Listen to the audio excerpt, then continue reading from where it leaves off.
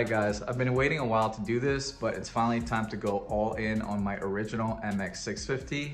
This is the first razor we ever had on this channel.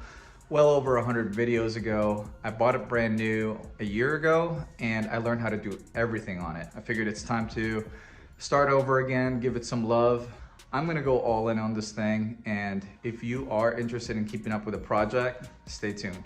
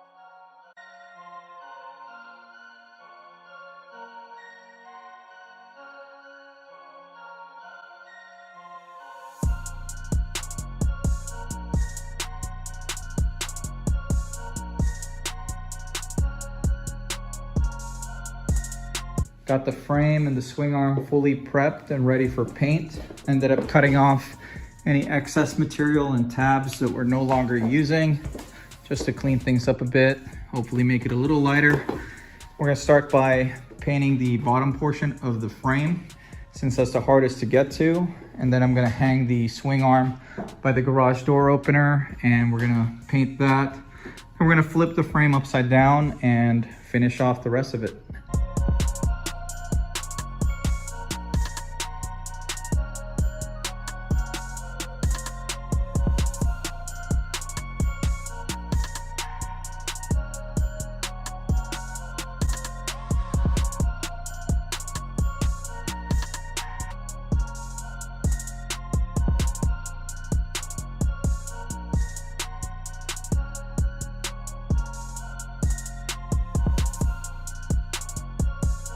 Here's how we're looking so far after 3 full coats.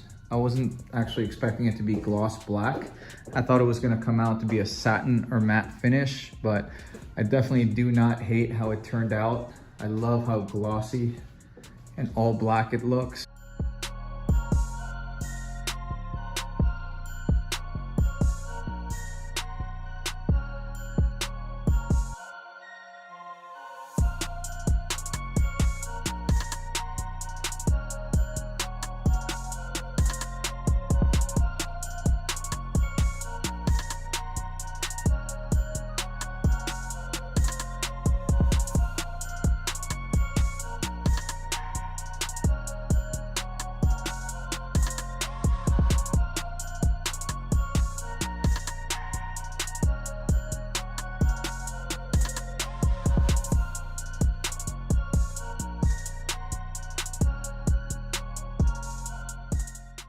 Here's how we're looking so far. Got the BTR 72 volt 20 amp hour battery mounted. Here's how I have the straps routed this time, since I am gonna try to put the plastic covers back on, since some people in my older videos have been commenting that they should fit. So we'll find out. Got a 1/2 inch dense foam pad at the bottom, just to absorb any excess vibration and just add additional protection for the battery, since it's pretty expensive. The swing arm mounted very easily, nice and clean. Got the D&M 195 mil adjustable rear shock. Here's the rebound adjustment. Really like how that rides versus that Chinese 200 mil that we used before. Got the Alter Ego pit bike fork installed.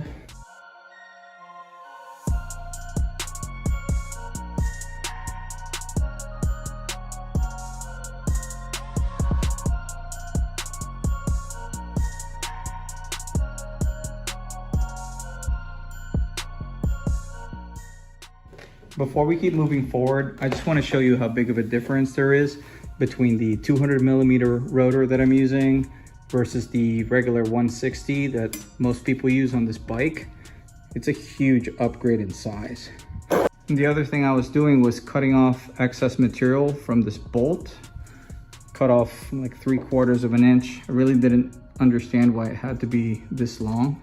So we just slimmed that down a little bit. And then I shaved down the bump stop on both sides.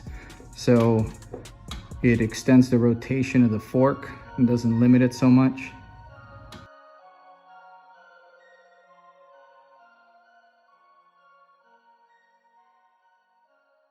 Here's how it looks mounted. I got this rotor from Alter Ego, and then I'm using a dual piston pit bike front brake caliper, which came with this hose, this bracket, and this brake master cylinder, fluid reservoir, and this brake switch, which we're gonna need to wire up to the brake lights that we're gonna be wiring up on this bike. What's crazy is I got this whole thing for like $35. I will leave a link in the description for all the parts that I'm using for this project in case you're interested in checking it out. This is just a universal dual sport taillight assembly with built-in turn signals and a license plate bracket. It's commonly used with dirt bikes, people converting them for street legal use. But in this case, we're putting it on a RZR.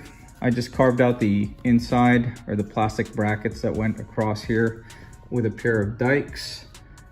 Just took some time, but I did that so it'll sit nice and flush when you mount it on the back side of the frame. So you see it's like recessed in there. So it sits nice and flat. Here's how I ended up having it installed. Just ran the ties around the bottom side and hid the bulky portion on the very inside, just so it looks very clean. And then when I put the plastics back on, this is all you're gonna see.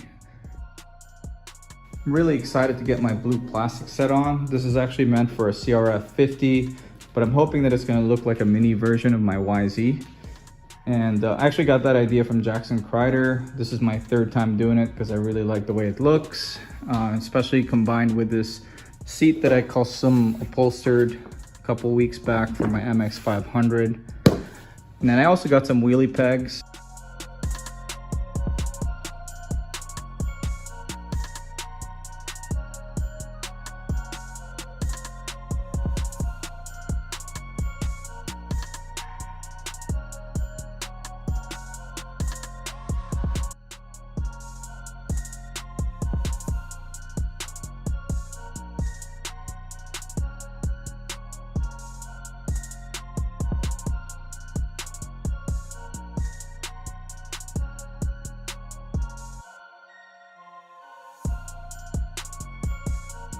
The gaps are nice and tight. I think this is the best one I've installed so far as far as gaps and tolerances. Here's how it looks on the bike.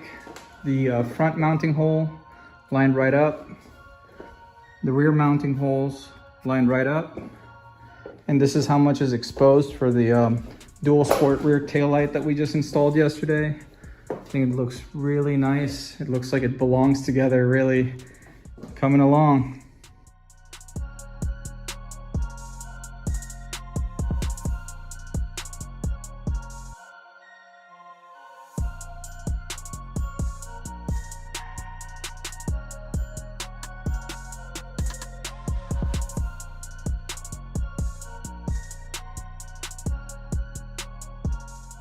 Here's how it looks, nice and centered. Here's what the bottom side looks like, pretty clean.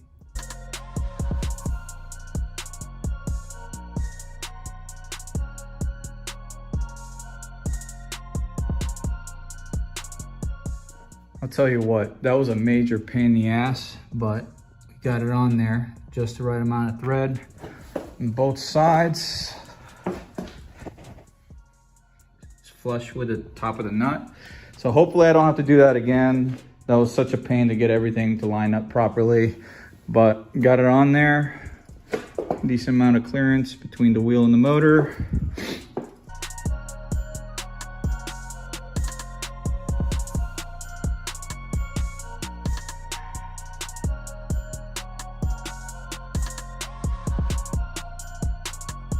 Now you might notice that the handlebar that I just installed is significantly wider than your typical RZR handlebar.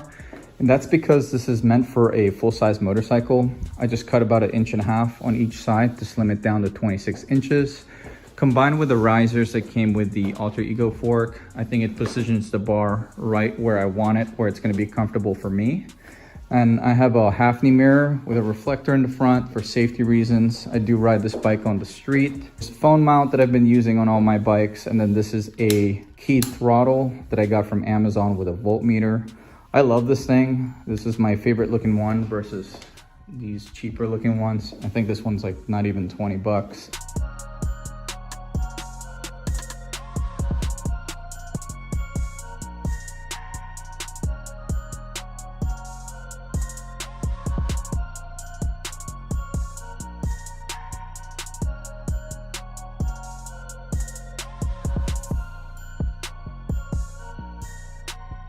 You'll notice that the front one has a Brake Master cylinder. That's because it's actually meant for a full-size dirt bike, kind of like this one on my Kawasaki.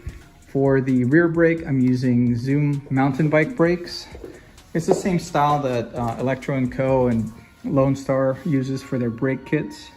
I just have a 160mm rotor paired with it, along with a 160mm adapter. This voltage step-down converter. This converts the 72 volts coming out of the battery to 12 volts to power up the 12-volt accessories that I have installed, like this LED headlight, LED tail light. This has nothing to do with the brushless motor setup or the Kelly controller. That's still going to be 72 volts. This is just wired parallel to power up the accessories.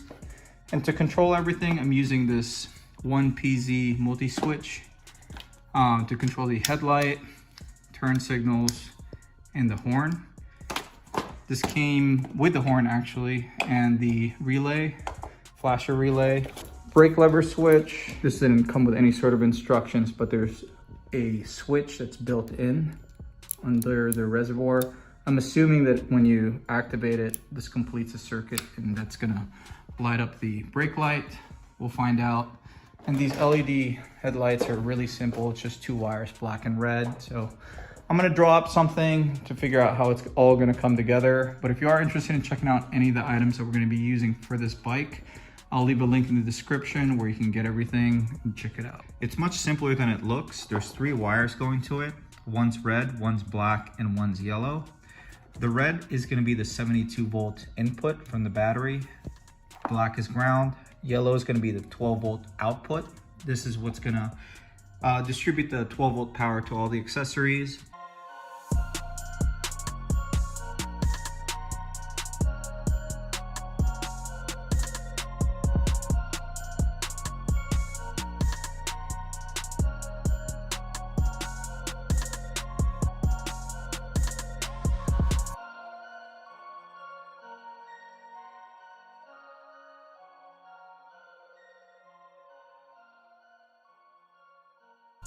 I'm not even gonna sugarcoat it. That was a stupid amount of wiring. It took almost 2 hours to get it all done right, but we pretty much made a whole chassis harness from scratch. All right, let's test out how everything works. Headlight, which turns on the city light at the same time. Brake light, which works whether or not the headlight is on. Left turn signal, right turn signal. The flasher relay is actually adjustable, so we can adjust how fast it flashes. I might slow it down a little bit, but it looks like everything works. Horn works. Looking good. Here's a rough wiring diagram that I drew up for myself as a guide to help navigate through all the wire connectors on the bike. This represents the Kelly controller with the 4 plugs coming out of the harness. These are the 5 posts on top of the controller. Here's the universal keyed throttle with a built-in voltmeter I got from Amazon for like less than 20 bucks. And a MY1020 motor. Doesn't matter if it's a Kunray, Weber, they're all designed the same. It has a 3-phase wires and a 6-pin plug coming out of it. All the connectors and wires on the Kelly controller are color coded. They're also numbered, so you can't get them mixed up really. Let's start with the motor. The 3 phase wires, blue, yellow, and green, hook up to the 3 posts on top of the Kelly controller. Same colors. The other two posts are the red and the black, or B positive and B negative. Those hook up to the power source for the battery. The 6-pin plug coming out of the MY1020 motor, it's got 5 wires hooked up, black, red, yellow, and green, and blue. Those are gonna hook up to the 6-pin plug on the Kelly controller. It's a different shape, so we're gonna have to swap out the connectors on the non-Kelly components to these connectors that came with the Kelly controller. So we'll go over that a little later. So black on the motor is going to hook up to black number 21 on the Kelly controller. Red on the motor is going to hook up to purple number 5. Yellow on the motor is going to hook up to green number 17. Green on the motor is going to hook up to blue number 16. And blue on the motor is going to hook up to yellow number 18 on the controller side. And then up to the throttle, there's 2 small plugs coming out of it. One is a 2-pin blue and yellow, and then the other is a 3-pin red, green, and black. The blue and yellow is actually what turns on the bike. So yellow is going to hook up to a power source, aka the battery, positive. And then blue on the controller is going to hook up to pink number 7.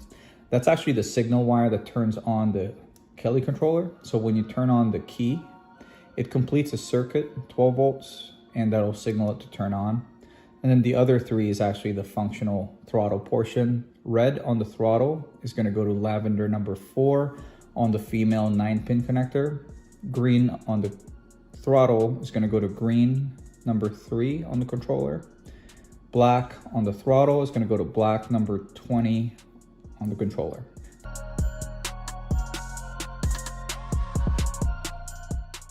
The first thing that I did to the motor wiring is cut off the original plug, and then we stripped them down and slid on the grommets and installed the new pins.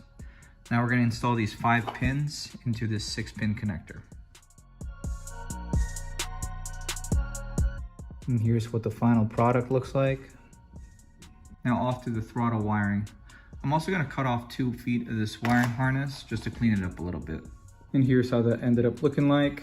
On the male plug, there's the black, red, and green for the throttle. And then on the female plug, it's just the blue for the 12-volt signal to turn the Kelly controller on. And then the power source that's also going to hook up to the battery.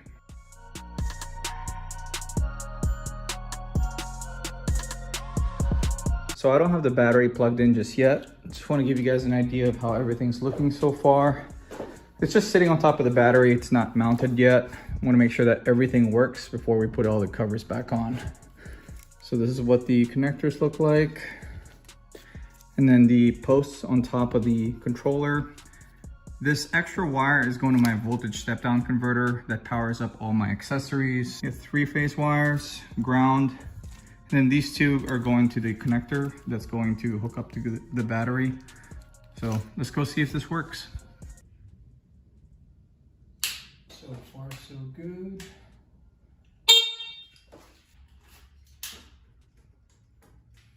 Mm. 79.9 volts. I don't know why that's beeping. Oh.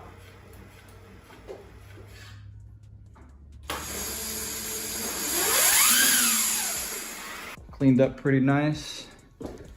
Harness has a lot of slack. When I turn, it doesn't pull on anything.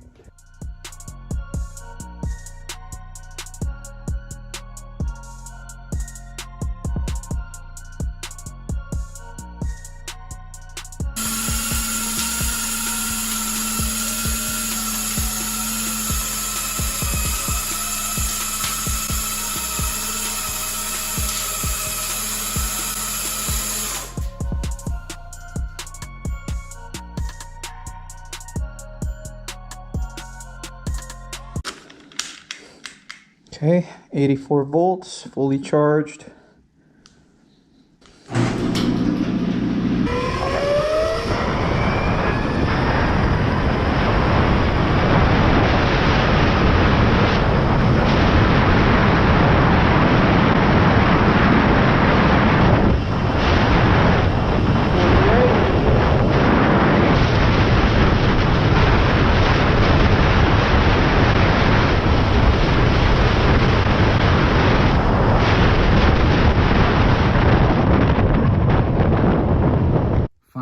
guys. Top speed, 50.7 miles an hour.